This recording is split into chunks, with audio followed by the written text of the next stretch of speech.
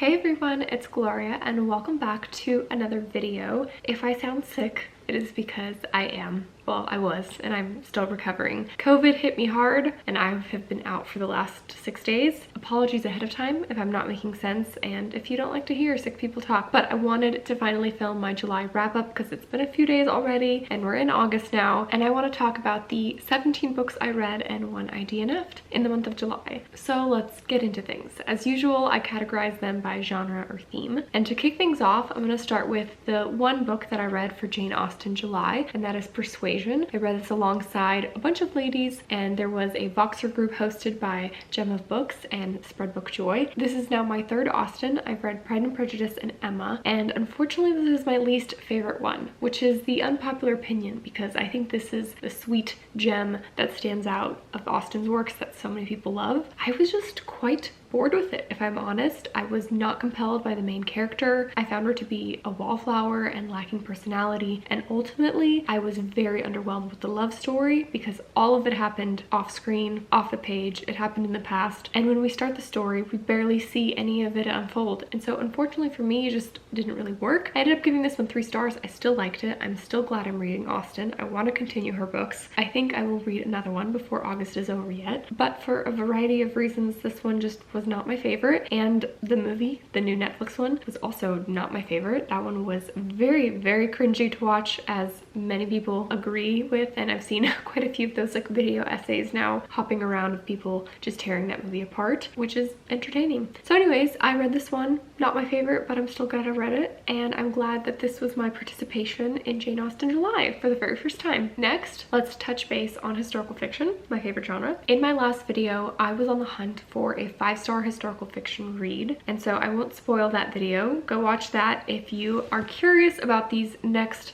5 books that I'll very briefly mention. In that video, I read The Unknown Beloved by Amy Harmon, The Stationery Shop by Marjan Kamali, Belgravia by Julian Fellows, We Were the Lucky Ones by Georgia Hunter, and Before We Were Yours by Lisa Wingate. I will say out of these 5, there was one 5-star winner, and I'm glad that I finally got to reading all these books that have been on my shelves for a little bit. However, those weren't the only historical fictions that I read in the month of July. I also picked up The Last Bookshop in London by Madeline Martin. This one I picked up for Buzzwordathon because I needed to read a book with a bookish word in the title, and also Chantal Reads All Day was raving about this book, and she doesn't usually read historical fiction, but she gave this one 5 stars, and I really enjoyed it. Not quite 5 stars for me, it landed at 4, but I thought that this one was a very sweet and wholesome story, and I think it depicted human resilience and hope and community during the time of the Blitz in London during the war. The other things it had going for it was it followed one main perspective and one timeline, which I love. I love that there was not a modern day timeline that lacked.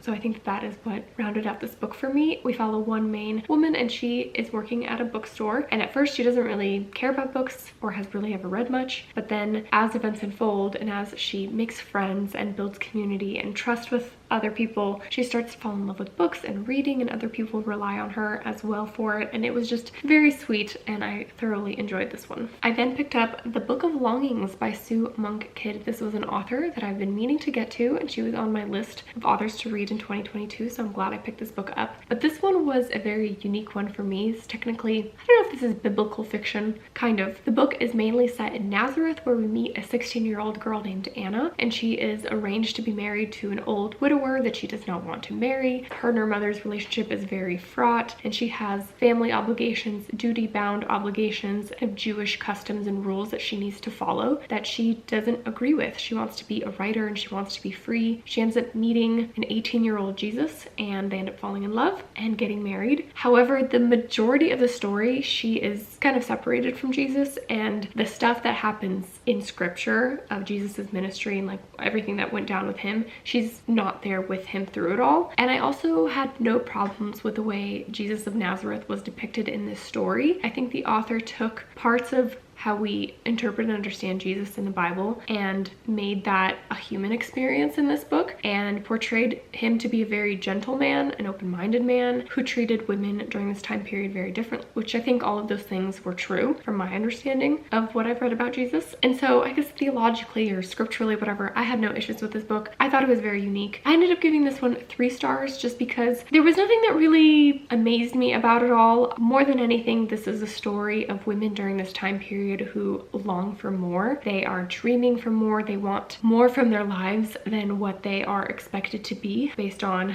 their religion or their parents or their family or traditions or customs. I didn't love it, but I liked it and I thought it was well written. So next, let's touch base on mystery thrillers. I read one and did not finish another. The one that I read is Who is Maud Dixon by Alexandra Andrews. This is a mystery thriller about a woman who steals the identity of another woman, and there's a lot more twists and turns along the way. This one was an interesting experience. I did get to a certain point of the book and really thought about DNFing it, but then I just powered through because it's quite a short read. And this one was like a 2.5 stars. There's a certain line of ick factor or ickiness in books that I can tolerate, and things that contribute to ickiness for me is usually very like crude, vulgar, over-the-top sexual content, crude, vulgar, over-the-top, excessive use of language, and then also really unlikable characters, morally gray characters, or ones that are just sociopathic. So this book kind of thread the line between all of those 3 things. They're included within the story at some various points. And so this is not a thriller that blew me away and was like the best thing I've ever read, but it was unique and twisty and interesting. But I also probably would have been fine if I stopped reading it when I wanted to stop reading it. The mystery thriller that I did not finish is The Caretakers by Amanda Bestor-Siegel. This is another anticipated read of mine that has been a complete flop. And the reason why I stopped listening to this one is I just knew right off the bat that ick factor was definitely there. It follows a bunch of au pairs living in Paris, and one is arrested for the potential murder of the boy of the family that she's watching, and then another au pair is a big party girl and just a troublemaker, and she wants to run away. And then there's the older like French teacher who's looking after all of the au pairs in the area, and she's weird and obsessive. And I already was getting like red flag alerts popping up all over the place that this was going to be a really icky book, and so I did not want to continue reading it. I just didn't think it was going to be the kind of mystery thriller that I like. Next up, let's talk about 2 contemporaries that I read. The first one is The 100 Years of Lenny and Margot by Marion Cronin. This one has been receiving quite a lot of love here on Booktube, and so I thought that I would give it a try. It worked okay for me. I ended up giving this one also around 2.5. It was pretty average / okay. I also was kind of compelled to not finish this at some point, and there are 2 main perspectives and 2 kind of timelines that then collectively come together. Lenny is a young girl on a terminal ward in Scotland, and Margot is also an older woman who's on the terminal ward in this hospital, and they meet and they're doing a project together, and they kind of go through their life and some highlights. Primarily, Lenny is just figuring out why she's there and the meaning of life, and she's talking to a priest there, and she has like random friends that she's made in the hospital, but her parents aren't really involved, and she's not really come to terms with her diagnosis. And then Margot, we're really going back in time and learning about her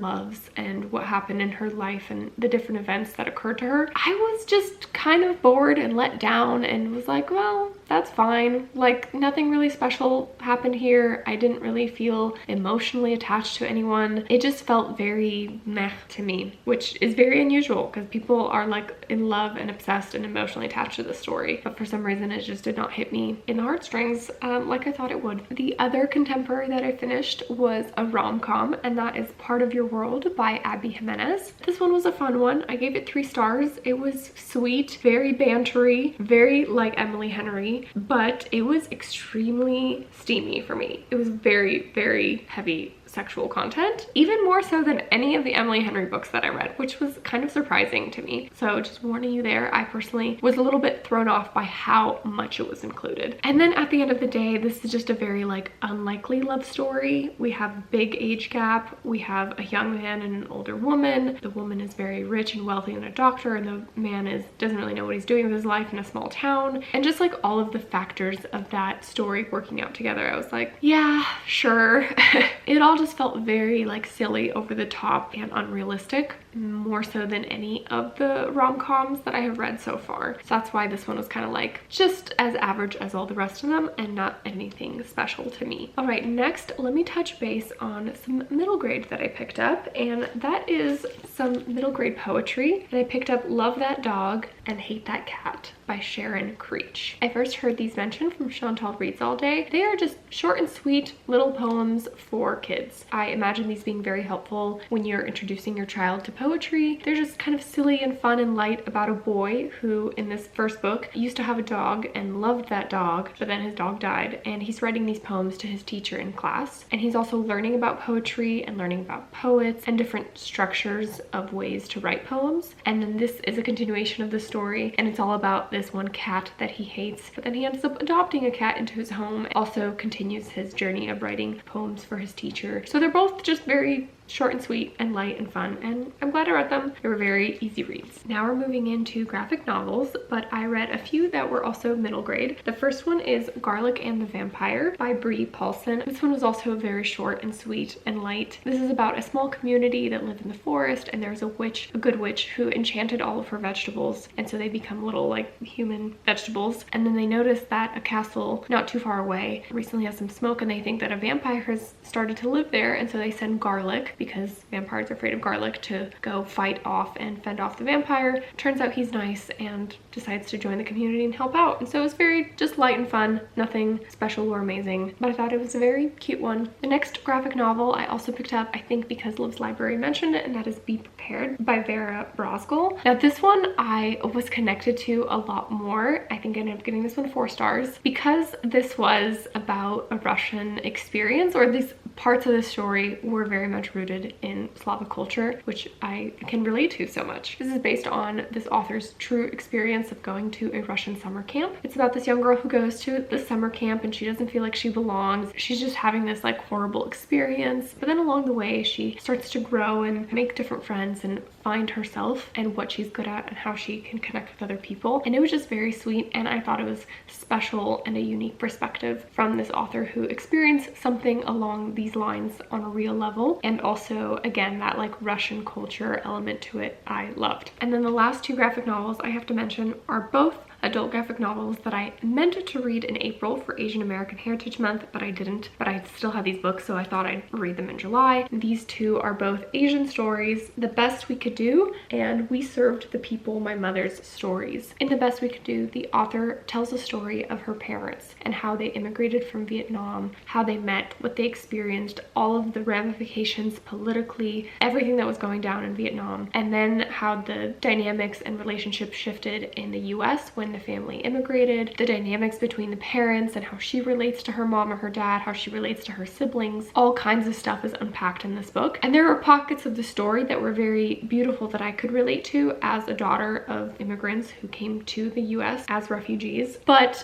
this felt very fragmented and all over the place at times. Also, the opening pages were quite intense as the author is talking about her delivery and birth, and it was like very vividly both drawn and descriptive in writing that kind of just like threw me off in the very beginning. And this book doesn't hold back in unpacking some very heavy topics and themes, but I thought it was really beautiful at the same time, so I think I landed on like 3 stars with this one. In We Serve the People, similarly, this book is written from a child writing about her mother's experience in China, and this centers around the Cultural Revolution, where her mother as a young teenager was sent off to work on a farm and work there for over 10 years before she could return back and go back to her studies and get an education. And this was also around 3 stars. I learned some things. I was able to understand another element of Chinese culture and what happened to so many people during this time period. Again, this just wasn't like a super compelling graphic novel. It felt very